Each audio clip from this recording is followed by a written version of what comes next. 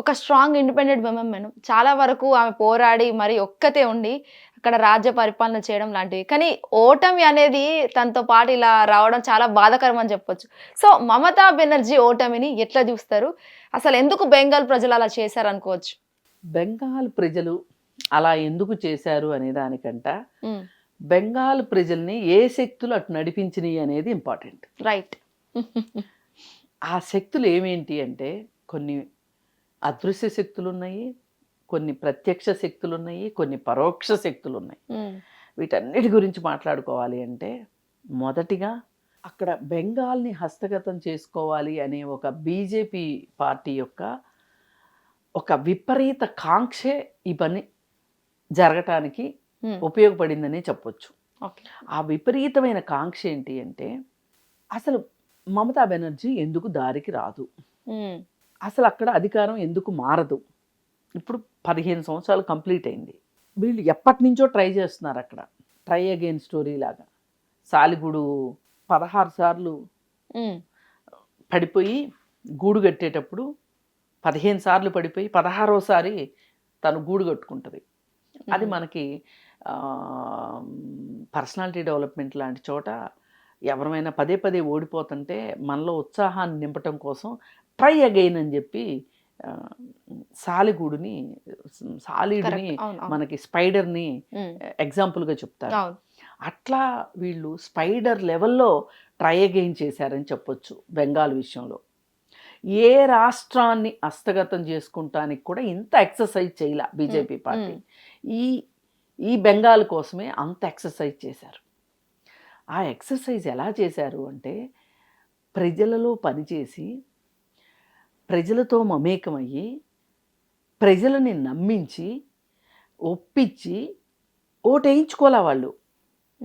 చాలా షార్ట్ కట్లో వెళ్ళి ఏం చేశారు అంటే ఎలక్షన్ కమిషన్ ద్వారా, ఈడీ ద్వారా, ఐటీ ద్వారా, ఈ ఎలక్షన్ కమిషన్ తీసుకొచ్చిన సర్ అనే ఒక విధానం ద్వారా, అలాగే మమతా బెనర్జీ చేసిన తప్పుల్ని లిస్ట్ అవుట్ చేసుకొని ఆ తప్పుల వల్ల ఎవరెవరైతే బాధితులుగా ఉన్నారో వారందరితోటి చర్చోపచర్చలు చేసి వాళ్ళందరికీ ఒక అండదండగా ఉండి వెన్ను తట్టి వాళ్ళందరికీ మేము ఉన్నాము అనే ఒక భరోసా ఇచ్చి వాళ్ళు ఈ గెలుపును సాధించగలిగారు బీజేపీ. అన్నిటికన్నా ముఖ్యంగా చూసుకోవాల్సింది ఏంటి అంటే సర్ అని ఒకటి తీసుకుని వచ్చారు. అదేంటి అంటే ఓటర్ లిస్టు ప్రక్షాళన. ఈ ఓటర్ లిస్టు ప్రక్షాళన బీహార్లో చేశారు, దాదాపు అన్ని రాష్ట్రాల్లోనూ చేశారు, మహారాష్ట్రలో చేశారు, ఇప్పుడు వెస్ట్ బెంగాల్లోనూ చేశారు, ఆఖరికి తమిళనాడులో కూడా చేశారు. అయితే ఇది ఎందుకు చేస్తున్నారు అంటే వాళ్ళు బలపడాలి అనుకుంటే వాళ్ళకి తెలుసు ముస్లింలకి బీజేపీ పార్టీ ప్రత్యర్థి పార్టీ అనే ఒక నానుడి ఉంది సమాజంలో. వాళ్ళు ముస్లిమ్స్కి వ్యతిరేకం.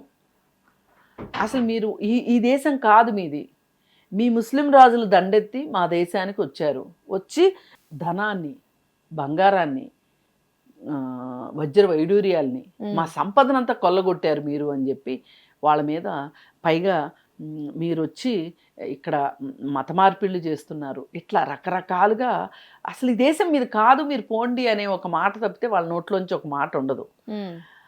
అయితే అంత ముస్లిం వ్యతిరేకంగా ఉన్న వాళ్ళు ఉన్నందుకు ముస్లిం ఓటర్లని వేయాలి అనే ఒక పథకాన్ని తీసుకొచ్చారు. అంటే ఇక్కడ మత రాజకీయం అప్లై చేశారు అనుకో. ఖచ్చితంగా మత రాజకీయం. అసలు వాళ్ళు ప్రతి సభలోనూ జై కాళీమాత, జై భారత్ ఇట్లాంటి నినాదాలు ఇవ్వటం దగ్గర నుంచి వాళ్ళు చెయ్యని పని లేదు. అసలు మనం ఈ సర్ గురించే తీసుకుంటే మొత్తం బెంగాల్లో 95 లక్షల ఓట్లని తొలగించారు. ఈ 95 లక్షల్లో కొంతమంది చనిపోయిన వాళ్ళు ఉంటారు, కొంతమంది అసలు అక్కడ లేకుండా ఉన్నవాళ్ళు ఉంటారు, ఇట్లా రకరకాల వాళ్ళు ఉంటారు. అలాంటి ఓట్లని తీసేశారు. అది తప్పు కాదు. ఎప్పుడైనా ఆ మాత్రం రేషనలైజేషన్ జరగాల్సిందే, హేతుబద్ధంగా తీసేయవలసిన వాళ్ళని తీసేయాల్సిందే. కానీ ఇంకొంతమందిని 65 లక్షల మంది వాళ్ళు సరి అయిన ఆధారాలు సమర్పించలేదు అని చెప్పి ఆ 65 లక్షల ఓట్లు తీసేశారు. ఆ 65 లక్షల్లో 65% ఓట్లు ముస్లింలవే. అంటే ముస్లిం ఓటర్లని వీళ్ళు తగ్గించేశారు. ప్రతి నియోజకవర్గంలోనూ కొన్ని ఓట్లు కీలకంగా ఉంటాయి, అది కొన్ని ప్రాంతాలను బట్టి. ఒకప్పుడు అసలు వెస్ట్ బెంగాల్లో వాళ్ళకి గెలుపే లేదు, పోటీ చేసినా ఓడిపోవటమే. చాలా సంవత్సరాలు ఒకే ఒక్క ఎమ్మెల్యే అభ్యర్థి ఉండేవాడు, ఆ తర్వాత పోటీ చేసినా గెలవలేదు. ఆ తర్వాత ఈ టీఎంసీతోనే పొత్తు పెట్టుకొని వాళ్ళు ఏం చేశారు, ఒక ఎంపీ సీటు సంపాదించారు. అలా అలా అలా అలా అలా నెమ్మదిగా టీఎంసీలోకి చొచ్చుకుని వెళ్ళిపోయి టీఎంసీలో వాళ్ళందరినీ బీజేపీలోకి లాక్కున్నారు. ఇవాళ టీఎంసీ అవినీతికర పార్టీ, టీఎంసీ అవినీతికర పార్టీ అని మాట్లాడతారు పొద్దున్న లేస్తే. ఆ అవినీతికర పార్టీలో నుంచి వాళ్ళని మీరెందుకు తీసుకున్నారు? తీసుకోకూడదు కదా. అంటే ఇప్పుడు వాళ్ళ పార్టీ మారగానే వీళ్ళు పునీతులు అయిపోతారా? ఈ స్ట్రాటజీ దేశం అంతా పాటిస్తున్నారు వాళ్ళు. అలా బలాన్ని పెంచుకున్నారు. అలా బలాన్ని పెంచుకుని మొన్న ప్రతిపక్షంగా ఉండి 2021 ఎలక్షన్స్లో, అసలు నిజానికి 2021లో వెస్ట్ బెంగాల్లో ఎలక్షన్ చేయకూడదు లెక్క అయితే, ఎందుకంటే కరోనా నడుస్తుంది, బాగా ఉధృతంగా ఉంది కరోనా. ఆ టైంలో కూడా 6 విడతలుగా ఎలక్షన్ చేశారు.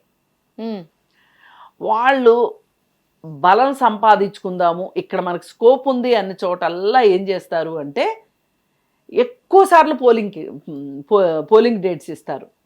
ఎందుకు అంటే వాళ్ళ బలాల్ని, వాళ్ళు వేరే వేరే రాష్ట్రాల్లో ఉన్న బలగాల్ని తీసుకుని వచ్చి అక్కడ మోహరించి ఎక్కువ పని చేసుకోవటం కోసం, ప్రచారం చేసుకోవటం కోసం. ఇప్పుడు వెస్ట్ బెంగాల్లో మొన్న ఒక అధికారి ఉన్నాడు, ఆయన యూపీలో ఎన్కౌంటర్ స్పెషలిస్ట్ పోలీస్ ఆఫీసరు, ఆయన్ని తీసుకొచ్చి వెస్ట్ బెంగాల్లో ప్రత్యేక అధికారిగా వేశారు. ఎందుకు వేశారు? టీఎంసీ వాళ్ళు అంత చూడటానికిగా. అలా చేయడం, ఇప్పుడు మీకు బాగా అనుకూలమైన వాళ్ళని, ఆఫీసర్స్ని, దేశంలో వేరే వేరే చోట్ల ఉన్న ఆఫీసర్లని తీసుకొచ్చి అక్కడ వేశారు. ఇవన్నీ మీకు కేంద్రంలో అధికారం ఉండబట్టే కదా ఇదంతా చేయగలిగారు. చేయొచ్చునా ఇట్లా? ఎలక్షన్ కమిషన్ వాడుకుంటున్నారు, మళ్ళీ ఐటీ రైట్స్, ఐటీని వాడుకుంటున్నారు, ఈడీని వాడుకుంటున్నారు.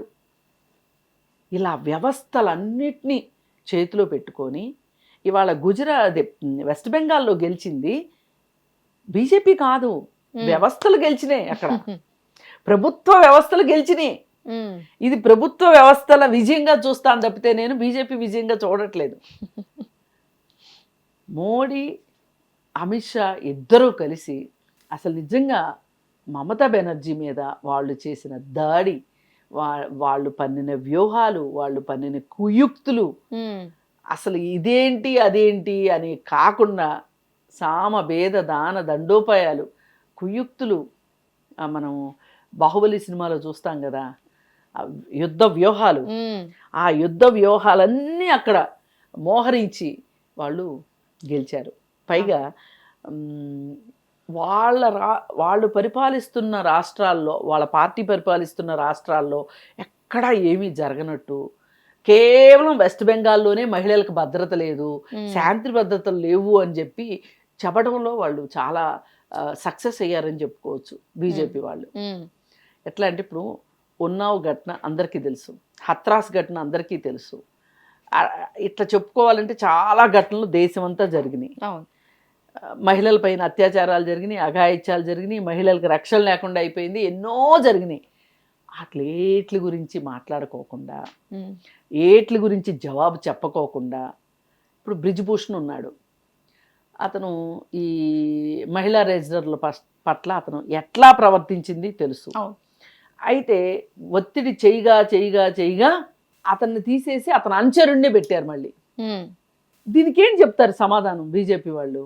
కానీ ఇవన్నీ వాళ్ళ వాళ్ళ వాళ్ళ బ్యాగేజ్ వాళ్ళకు ఉండగా వెస్ట్ బెంగాల్లో ఆర్జికర్ మెడికల్ కాలేజీలో జరిగిన ఘటనని అన్ని రోజుల పాటు దాన్ని ఒకప్పుడు నిర్భయ ఘటనని ఎలా అయితే ఉపయోగించుకున్నారో బీజేపీ వాళ్ళు, ఇక్కడ కూడా అంటే అక్కడ అత్యాచారం జరగలేదని కానీ ఆ మహిళ ప్రాణం ఆ డాక్టర్ ప్రాణం పోలేదని కానీ మనం అనట్లేదు.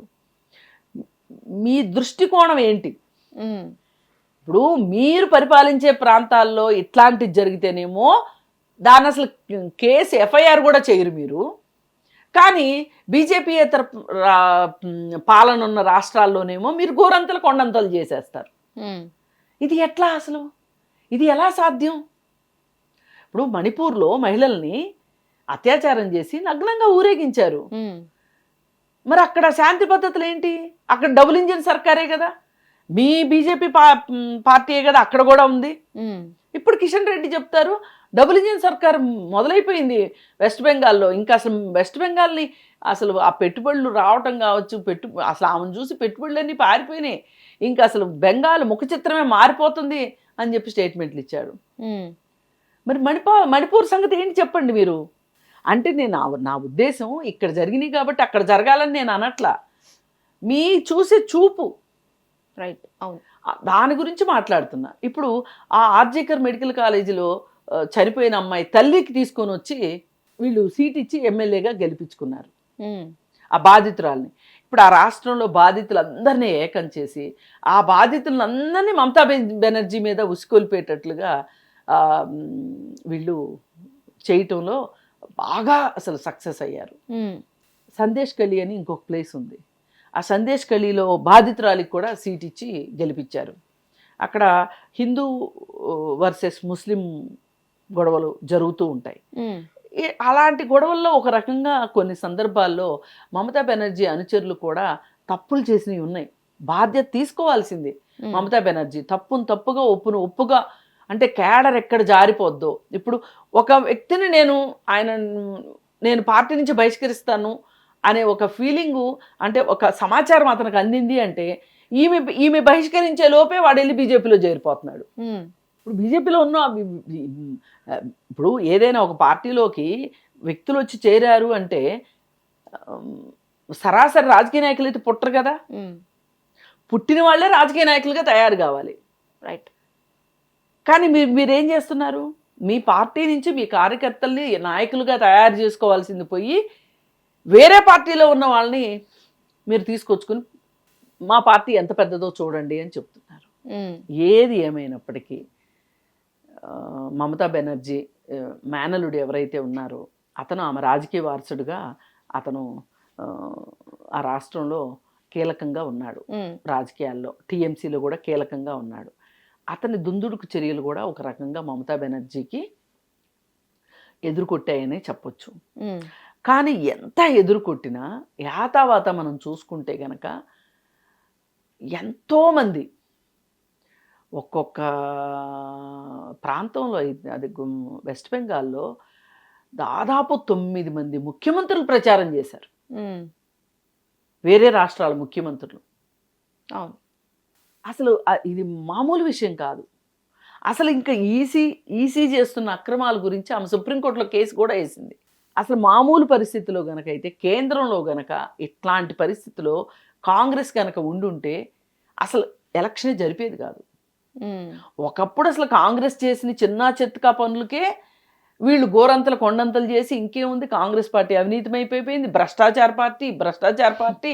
అక్కడ మహిళలకి ఏమంటాము రక్షణ లేదు, సంరక్షణ లేదు, ఏమీ లేదు, ఈ దేశం ఎడిపోతుంది అని గోల చేసి 2014కు ముందు నిర్భయ ఘటన జరిగిన తర్వాత ఢిల్లీలో నిరాహార దీక్షలు చేసి, రిలే నిరాహార దీక్షలు చేసి అసలు కాంగ్రెస్ పార్టీ అధికారంలోంచి దింపిందాకా నిద్రపోలేదు చాలామంది మామూలు జనాలు కూడా. కాంగ్రెస్ అంటే చాలు, అసలు కాంగ్రెస్ ఈ దేశాన్ని అమ్మేస్తుందని, అదని ఇదని రకరకాల మాటలు మాట్లాడి నానా గందరగోళం చేసి కాంగ్రెస్ వ్యతిరేకత తీసుకొచ్చే విషయంలో బీజేపీ పార్టీ కృతకృత్యురాలైందని చెప్పొచ్చు. అట్లా కాంగ్రెస్ను పక్కకు పంపించి వీళ్ళు 2014 నుంచి 2026 వరకు వీళ్ళు పరిపాలన చేసుకుంటూ వస్తున్నారు అని అంటే దాదాపు 12 సంవత్సరాల నుంచి వీళ్ళు పరిపాలన చేస్తా ఈ 12 సంవత్సరాల్లో వీళ్ళు ఏం చేశారు అంటే వీళ్ళు సమాధానం చెప్పలేరు. మరి 12 సంవత్సరాలుగా ఈ దేశంలోనే ఏమీ చేయలేని వాళ్ళు వెంటనే వెస్ట్ బెంగాల్లో ఏం చేస్తారు? వెస్ట్ బెంగాల్లో అంత హడావుడిగా ఏం చేస్తారు?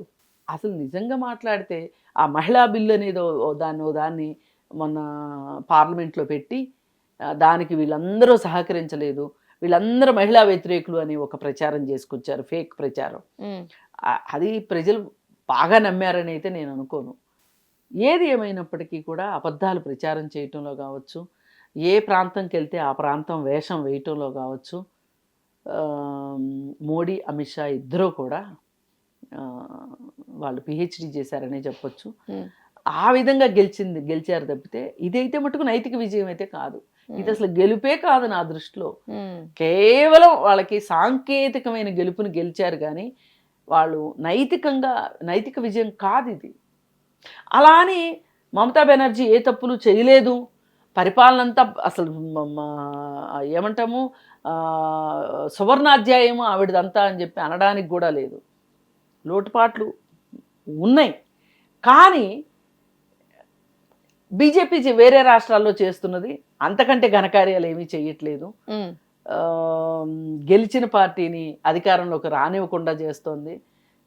ప్రభుత్వాలని పడగొట్టడంలో కావచ్చు, వాళ్ళ ప్రభుత్వాలను ఏర్పాటు చేసుకోవటంలో కావచ్చు, పూర్తి ప్రజాస్వామ్య విరుద్ధంగా వాళ్ళు ప్రవర్తిస్తా మమతా బెనర్జీ ప్రజాస్వామ్య విరుద్ధంగా వ్యతిరేకంగా పనిచేస్తుంది అని ఒక ప్రచారాన్ని తీసుకెళ్ళగలిగారు సక్సెస్ఫుల్గా.